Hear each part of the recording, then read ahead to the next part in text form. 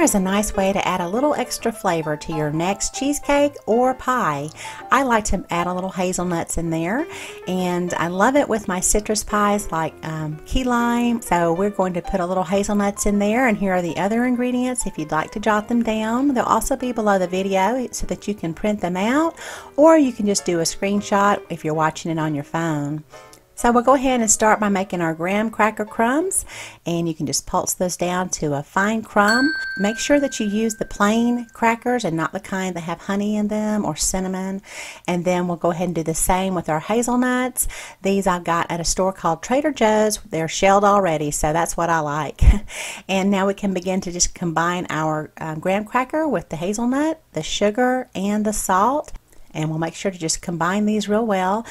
I was also heating up some butter on the stove, so I want to go ahead and get my butter. This ended up being 6 tablespoons of melted butter. I initially melted 7 tablespoons, but I don't want the very last part there, which are the milk solids, so I won't use that, and I'll use the 6 tablespoons of the pure melted butter there. Okay, and now we can begin to add our butter, and we'll just with a fork go ahead and start to mix it all together until it resembles kind of like a wet sand. And I'll just go ahead and pour it in the middle of my pie pan, and you can also use a deep dish pan for this, a deep dish pie pan. And now I'll just go ahead and gently move it out from the center to the sides. So what I'm just trying to do here is to make sure that it's all distributed evenly through the pan, and it's all about the same thickness. I'm not really pressing on it yet to make a crust. I just want to kind of make sure that it's not too high in some areas. And now I want to go back through the corners and just smooth it out there, because that seems to be where it will be really thick if you're not careful. So I don't want it to be too thick in the corners. And now I can go ahead and begin to press it out. And now we'll just give it a good press, and it will shape nicely to the pan.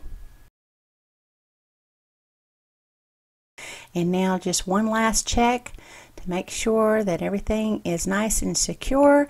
Meanwhile, I had my oven preheated to 350.